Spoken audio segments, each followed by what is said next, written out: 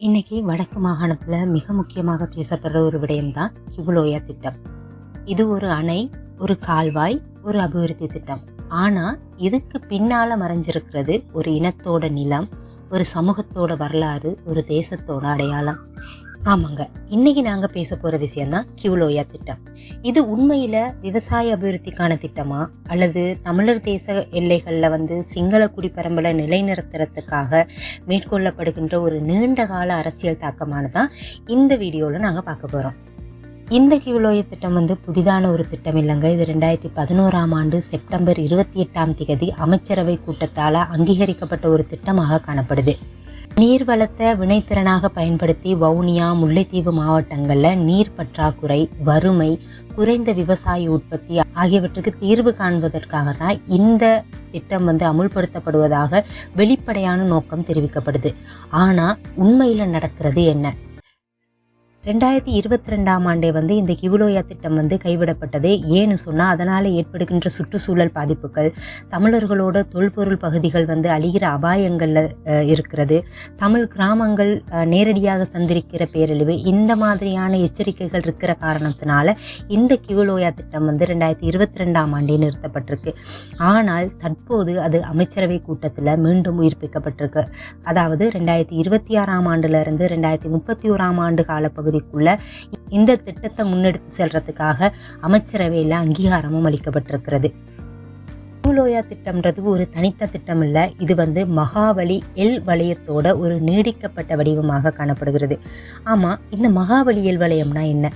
Mahaweli L வலயம்ங்கிறது வடக்கு, வடமத்திய மாகாணம், கிழக்கு மாகாணங்கள், இந்த 3 மாகாணங்களையும் மையப்படுத்திய ஒரு திட்டமிடல் தான் இந்த மகாவலி எல் வலயம்னு சொல்லப்படுது.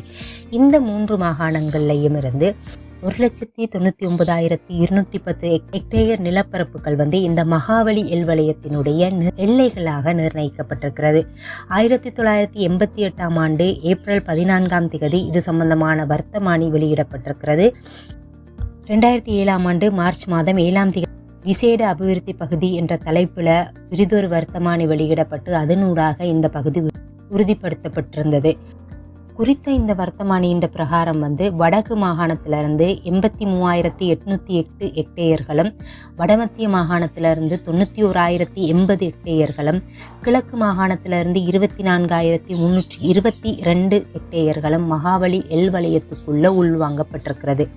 இதில் வடக்கு மாகாணத்தில் வவுனியா மாவட்டத்தில் இருக்கிற வவுனியா வடக்கு ஆகிய 2 பிரதேச செயலாளர் பிரிவுகளும், முல்லைத்தீவு மாவட்டத்தில் இருக்கிற கரைத்துறைப்பட்டு, ஒட்டுச்சுட்டான் மற்றும் வெளியோயா ஆகிய 3 பிரதேச செயலாளர் பிரிவுகளும் உள்வாங்கப்பட்டிருக்கிறது.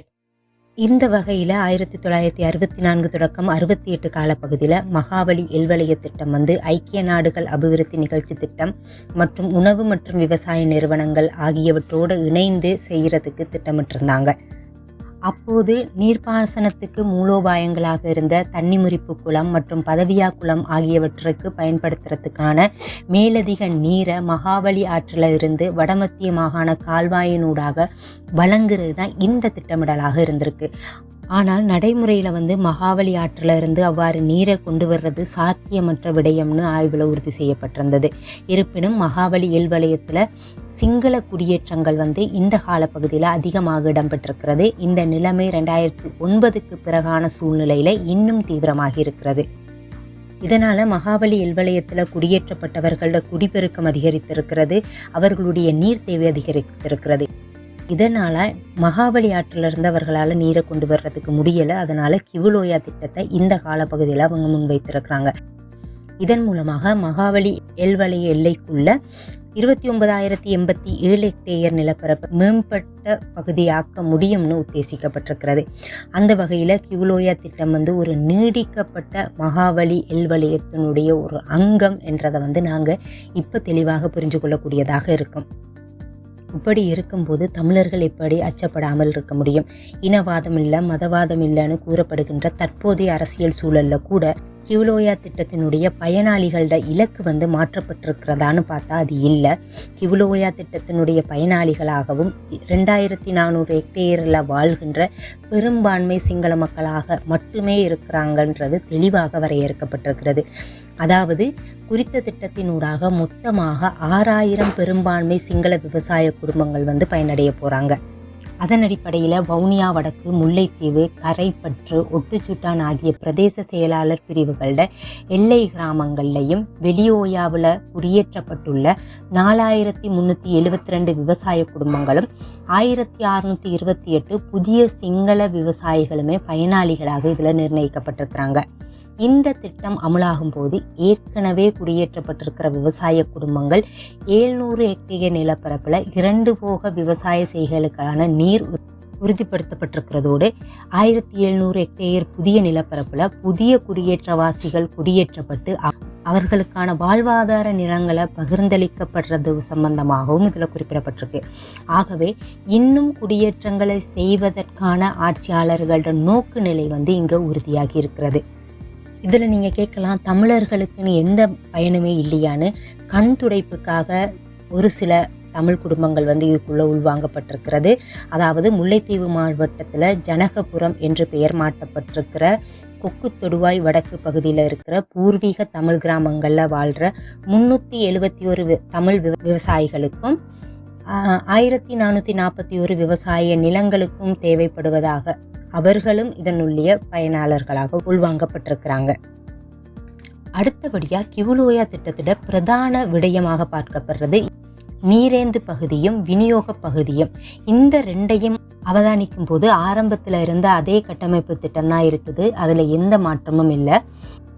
கிவுலோயா திட்டத்தின் நீர்வரத்துங்கிறது வவுனியா வடக்கில் அடர்ந்த காடுகள் மற்றும் நீர்ப்பாசன குளங்கள், வயல்ல இருந்து சேகரிக்கப்பட்டு மழை நீரால் உருவாக்குகின்ற அந்த சிற்றருவிகள் இணைவதன் மூலமாக உருவாக்கப்படும் ஆற்றை 1589 ஹெக்டேர் நிலப்பரப்பில் 53.9 மில்லியன் கனமீட்டர் கொள்ளளவு கொண்ட 19 மீட்டர் உயரமான அணைக்கட்டு அமைப்பதனூடாக இந்த நீர் சேகரிக்கப்பட இருக்கிறது. அதுக்கு பிறகு சேகரிக்கப்பட்ட நீர் 12.9 கிலோமீட்டர் நீளமான கால்வாய் திட்டத்தினூடாக விநியோகிக்கப்பட இருக்கிறதோட 10,000 குடும்பங்களுக்கான நீர் தேவை, கைத்தொழில் துறையின் நீர் தேவை ஆகியவை இதன் மூலமாக பூர்த்தி செய்யப்படும் என்பது எதிர்பார்க்கப்படுகிறது. இவ்வாறான நிலையில் குறித்த கிவுலோயா அணைக்கட்டு முற்று முழுதாக வவுனியா வடக்கு பிரதேச செயலாளர் பிரிவில் இருக்கிற தமிழ் கிராமங்களை மையப்படுத்தினதாகவே அமைந்திருக்கிறதோட பிரதான நீரேந்து பகுதிகளும் வவுனியா வடக்கு பிரதேச செயலாளர் பிரிவிலையும் முல்லைத்தீவு கரைத்துறைப்பற்று பிரதேச செயலாளர் பிரிவிலையும் வாழுகின்ற தமிழ் மக்களோட பூர்வீக நிலங்கள், வாழ்வாதார நிலங்களாக தான் இங்கு காணப்படுது. 1983ஆம் ஆண்டுக்கு பிறகு ஏற்பட்ட உள்நாட்டு மோதல்களை அடுத்து அந்த பகுதியில் இருந்த மக்கள் தங்களுடைய பூர்வீக இடத்தை விட்டு வெளியேறி இருக்கிறாங்க. அந்த கிராமங்களில் தற்போது யாருமே இல்லை. அந்த கிராமங்களில் மக்கள் வாழ்ந்ததற்கான சான்றாதாரங்கள் இன்னமுமே அழிவடையாத நிலையில் காணப்படுகிறது. இந்த நிலையில் அந்த பகுதிகளை அண்மித்த இயற்கை வனப்பகுதிகளையும் ஒன்றிணைத்து 2001ஆம் ஆண்டு நவம்பர் மாதம் 5283 ஹெக்டேர் பகுதியை யானை வேலிகள், அகழிகள் உள்ளிட்ட பாதுகாப்பு வேலை திட்டங்களை முன்னெடுக்கிறதுக்காக வனவள திணைக்களத்தால் விடுவிக்கப்பட்டு அது மகாவலி அபிவிருத்தி அதிகார சபையிடம் ஒப்படைக்கப்பட்டிருக்குது. இதனால இந்த குறித்த நிலப்பரப்பு தற்போது அரசாங்கத்துக்கு உரித்துடையதாக காண்பிக்கப்படுகிறது. ஆனால் அதற்குள்ள இருக்கின்ற தமிழ் மக்களுடைய உறுதி காணிகளும் பெர்மிட் காணிகளும் இன்னுமே அதுக்குள்ள உள்ளடங்கி இருக்கிறது. ஆனால் அவை பற்றிய எந்த தெளிவுபடுத்தல்களுமே எந்த அரசாங்கமும் இந்த திட்டத்தினூடாக முன்வைக்கப்படலை. அது மட்டுமே இல்லாமல் மேலதிகமாக வவுனியா வடக்கில் இருக்கிற பூலாங்குளம், ஈச்சங்குளம், வெடிவைத்தக்கல்லு, கோவில் புளியங்குளம், காட்டுப்பூவரங்குளம், காஞ்சரமோட்டை ஆகிய தமிழ் கிராமங்களோட பூர்வீக வாழ்விடங்களும் வாழ்வாதார இடங்களும் நேரடியாகவே நீரேந்து பகுதிகளுக்குள்ள சென்று இதற்குள்ள பாதிப்பை சந்திக்க இருக்கிறது. ஆனால் இந்த கிராமங்களில் பாதிக்கப்படுகின்ற தமிழ் மக்களுடைய வாழ்வியலுக்கோ அவர்களுடைய வாழ்வாதார நிலங்கள் சம்பந்தமாகவோ எந்த ஒரு கவனமும் எந்த ஒரு அரசாங்கத்தாலையும் இதுவரைக்கும் மேற்கொள்ளப்படவில்லை. இந்த திட்டத்தினூடாக பாதிக்கப்படுறது ஒரே ஒரு சிங்கள கிராமம் மட்டும்தான். அதாவது வெறும் 37 சிங்கள குடும்பங்களை கொண்ட கரைத்துறைப்பட்டு பிரதேச செயலாளர் பிரிவுக்குள்ள இருக்கின்ற கம்பளிவெவ என்னும் ஒரு சிறிய கிராம சேவகர் பிரிவுக்குள்ளே இருக்கிற 37 குடும்பங்களை கொண்ட ஒரு சிங்கள கிராமம் மட்டும்தான் இந்த திட்டத்தினூடாக நேரடியாக பாதிக்கப்பட இருக்கிறது. அந்த கிராமத்தில் இருக்கிற மக்களை மீள் குடியேற்றம் செய்கிறது தொடர்பாகவும் அவர்களுடைய உட்கட்டுமான மேம்பாடுகளை தொடர்பாகவும் பல முன்மொழிவுகள் செய்யப்பட்டிருக்கிறது. குறிப்பாக அவங்கள மீள் குடியேற்றம் செய்கிறது, குடும்பத்துக்கு 0.2 ஹெக்டேயர் நிலப்பரப்பு வழங்குறது, தலா ஒவ்வொரு குடும்பத்துக்கு 0.8 ஹெக்டேயர் நிலம் வாழ்வாதாரத்துக்காக ஒருவருக்கு வழங்கப்பட இருக்கிறது. இந்த மாதிரி பல முன்மொழிவுகள் இவர்களுக்காக வழங்கப்பட்டிருக்கிறது. அது மட்டும் இல்லாமல் உலக உணவு திட்டத்தின் உதவிக்கு கீழாக அந்த மக்களோட நிலைபெறு தன்மைக்கான அனைத்து உதவிகளும் மேற்கொள்ளப்பட இருக்கிறது. மேலும் அந்த மக்களுக்கான வணக்க ஸ்தலங்கள், கற்கை நெறிகளுக்கான கட்டடங்கள் உள்ளிட்ட நிர்மாணிக்கப்பட இருக்கிறதோட போக்குவரத்து வசதிகளுக்கான உள்ளக மற்றும் வெளியக வீதிகளும் உருவாக்கப்பட இருக்கிறது. அந்த வகையில் பார்க்கும்போது கிவுலோயா திட்டம் முன்னெடுக்கப்படுகிறதால பாதிக்கப்படுகின்ற மக்களுக்கான மீள் கட்டுமானத்தில் கூட ஒருதலை பட்சமாக தான் இந்த அரசாங்கம் செயற்படுகின்றிருக்கிறது. அவர்களுடைய திட்டமிடல்கள் காணப்படுகின்றது உறுதியாகிறது. அந்த வகையில் பார்க்கும்போது கிவுலோயா திட்டம் முன்னெடுக்கப்படுறதால பாதிக்கப்படுற மக்களுக்கான மீள் கட்டுமானத்தில் கூட ஒருதலை பட்சம் காணப்படுறதை நாங்கள் நேரடியாக அவதானிக்கக்கூடியதாக இருக்கிறது. ஆக மொத்தத்தில் நாங்கள் செலவினம்னு பார்த்தா 2011ஆம் ஆண்டு இது முன்மொழியப்படும் போது 4170 மில்லியன் ரூபாவாக இருந்தது. ஆனால் தற்போது அதனுடைய செலவு 5 மடங்கால் அதிகரித்து 23,456 மில்லியன் ரூபாவாக குறிப்பிடப்பட்டிருக்கிறது. ஆகவே இந்த கிவுலோயா திட்டம்ன்றது முன்னெடுக்கப்படுறதுக்கு நிறைய தமிழ் அரசியல்வாதிகளும் சரி, தமிழ் மக்களும் சரி போராடி வர்றாங்க. ஆனால் இதில் இருக்கிற அரசாங்கமோ அது சார்ந்த நபர்களோ இது சம்பந்தமான எந்த கரிசனையும் வெளிக்காட்டுவதாக இல்லை. இந்த கிவுலோயா திட்டம் வருமாக இருந்தால் இதனூடாக நேரடியாக பாதிக்கப்படுறது தமிழ் குடும்பங்களாகவும் தமிழர்களுடைய வாழ்வாதாரங்களாகவும் தான் அதிகமாக இருக்கும்னு தெளிவாக தெரிகிறது. தற்போது முன்னெடுக்கப்படுறதுக்கான ஆயத்தங்கள் நடைபெற்று கொண்டிருக்கிறது. இது 2011ஆம் ஆண்டு முன்மொழியப்பட்டு இடைநிறுத்தப்பட்டது மாதிரியே இந்த முறையும் நடக்குமா, இல்லை தொடர்ந்து இது முன்னெடுக்கப்படுமான்றது தெரியாது, பொறுத்திருந்து தான் பார்க்கணும்.